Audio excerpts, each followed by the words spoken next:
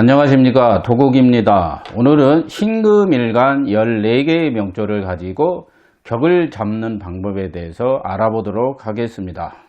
첫 번째 명조는 자월의 신금일간입니다. 그래서 자월은 임계지장간에 있는 것이 무엇이 드러났나 먼저 봐야 됩니다. 천간에 임수가 드러났기 때문에 상관격으로 잡으면 됩니다. 그래서 여기 상관합살도 있어요. 상관합살. 내 능력을 관살이라는 것이 데려간 거죠. 그래서 이제 참모형 사주들을 상관격에 상관합살들 많습니다. 일단 1번은 상관격으로 잡고 정인이 사주에 있어야 되는데 없습니다. 그래서 비공인, 그래서 참모 사주라고 하죠. 저런 걸 사무장 사주 뭐 이런 식으로 말을 합니다. 두 번째 사주는 월령이 유월입니다. 그래서 비견이 있기 때문에 걸록격으로 잡으시면 되는데 관이 크게 드러나 있는 건 아닙니다. 그래서 인왕한 사주이기 때문에 사주가 인왕하여 상관을 누른 겁니다.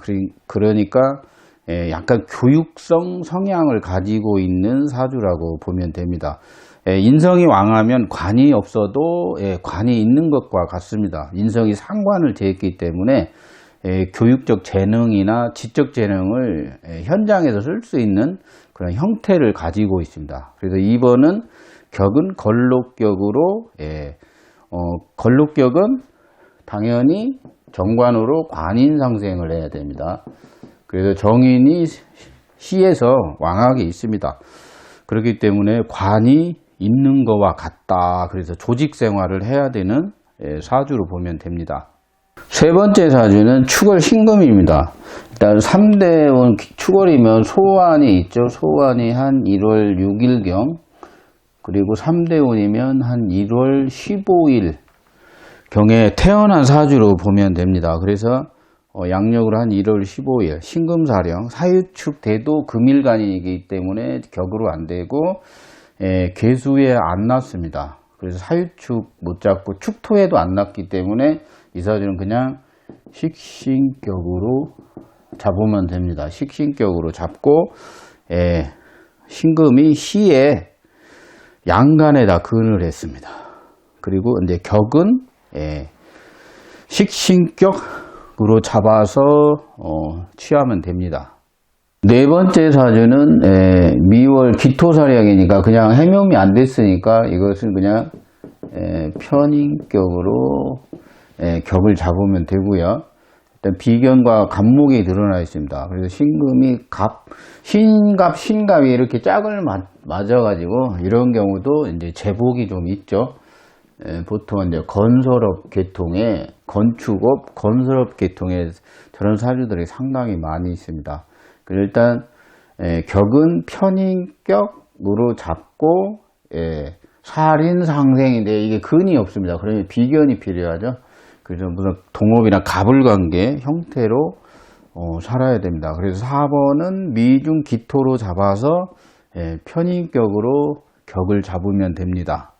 5번은 오중 정화사령이고 그냥 잡으면 되죠. 그래서 편관격으로 잡으면 되고요.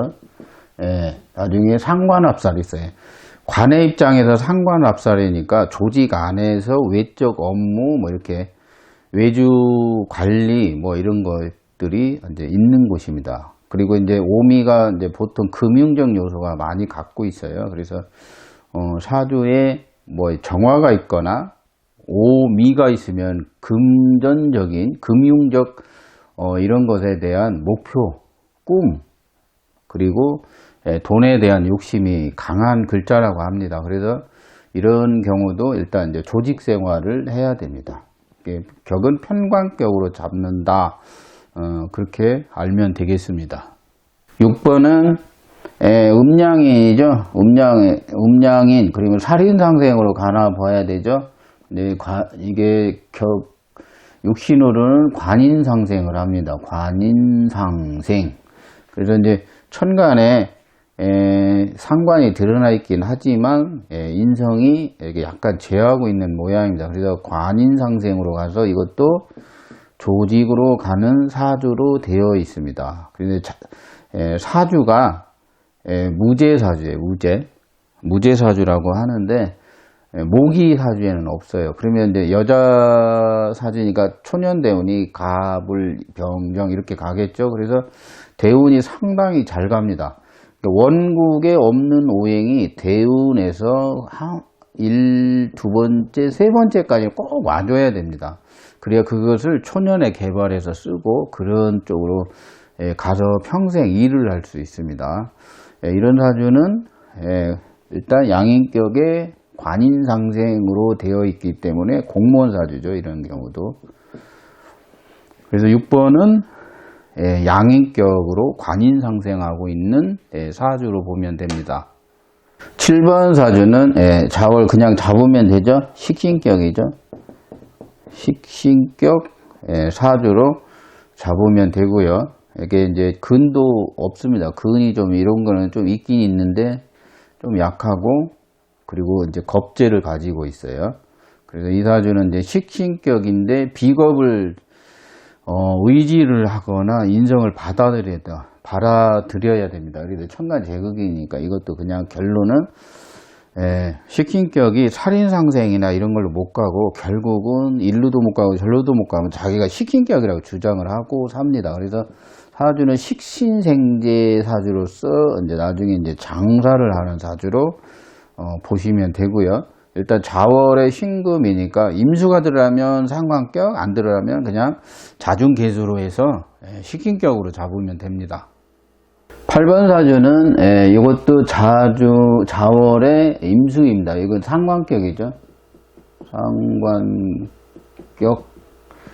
그리고 상관격으로 잡으면 되고 정인이 있고 정관도 있습니다. 이런 경우도 되게 이제 공무원들 많이 하죠. 공무원, 지방공무원들. 일단 8번 사주하고 요 사주는 공무원 사주입니다. 그래서 이제 격은 자중에 임수가 드러났기 때문에 상관격으로 잡으시면 됩니다.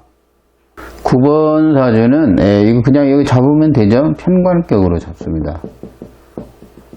편관격인데 저기 편관격은 근이 있습니다. 이 사주는 근이 없죠. 그래서 이제 편관격은 근황해야 되는데 근이 없어요. 그러면 식신 편관격은 원래 나중에 구분할 때 식신이 귀로 가는 거죠. 귀. 이 사주는 근이 없고 상관합살로 되어 있고, 그리고 근이 없는 상관합살입니다. 그리고 이것도 약간 사업 성향으로 가게 되는 사주죠. 사업을 하고 있습니다. 그리고 천간에 재가 이제 많이 드러나 있죠. 재왕, 편재는 근황해야 적을 가질 수 있는데 근이 조금 약하다. 이제 이렇게 운 따라서 저 편재라는 돈을 가질 수 있습니다. 10번 사주는 미월에 신금이다. 해묘미가 되어 있네요. 그러면 편재 격으로 근황 편재격입니다.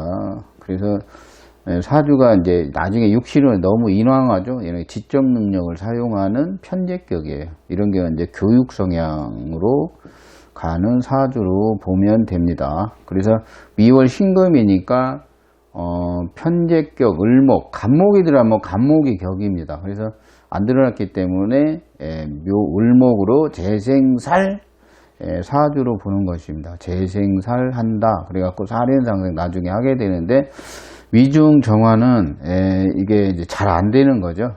잘 안 된다. 육신으로는 잘 안 되고 지장간에 있는 육신들은 재화라고 그러죠. 뭐 관인상생하면 뭐 식상을 제할 수 누르지는 못합니다. 그래서 일단 10번은 편재격으로 격을 잡으면 됩니다. 11번 사주는 걸록격이 겁재가 들어가면 이도한다고 그랬죠. 이도. 걸록이 이도하면 상관격처럼 변해지는 거죠. 그래서 이것도 이제 사업이나 장사를 해야 되는. 걸록이 이도하면 부로 간다고 그러죠. 부. 그래서 자격 조건은 상신이 있으면 자격 조건을 갖추고 이도하는 삶을 살게 되는 거죠. 일단 걸록격이 이도하여 상관생재격으로 살아가는 사주입니다. 그래서 장사를 하게 되죠. 이런 사주들 대개 비겁이 많은 사주, 걸록에 비견겁재가 드러나면 거의 사업은 한 10명 오면 9명 사업합니다. 12번 사주는 정화사령인데 이게 이제 그 편관격을 잡지 못하고 해묘이 되니까 편재격의 재생살입니다. 이거 재생살을 경영능력이라고 하는데 근약이니까 이게 안 됩니다. 그러면 자꾸 동업자를 끌어들이죠. 동업자. 그래서 뭐 자본이 부족해가지고 뭐 사업을 하게 되면 유지비가 종잣돈이 좀 모아놓은 게 있는 상태에서 사업을 해야지 그냥 막 사업하면 돈이 잘 안 벌립니다. 그리고 신금일간들이 제일 장사하면 안 되는 게 뭐냐면 의학 관련 사업, 뭐 허준놀이라고 그러죠. 뭐 일반인들 하는 건강원, 그리고 음식업 하면 장사가 잘 안 됩니다. 신금일간들은. 12번은 일단 격은 편재격으로 잡으면 됩니다.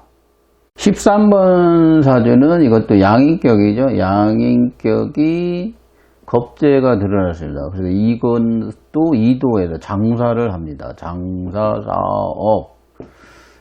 그래갖고, 이제 나중에 진중의 을목이 재물입니다. 그래서 여기다 벽에다 뭘 막 걸어 놓는 모양들입니다. 그래서 되게 옷이나 의류, 그리고 저런 거, 웨딩샵들 많이 하고, 그런 것들 많이 하는 사주들이 보통 양인격에 겁재가 드러나는 사주들 참 많이 그런 거 합니다. 일단 이것은 양인격이 이도를 했기 때문에 일단 양인격이 이도하면 식신격처럼 본다는 거예요.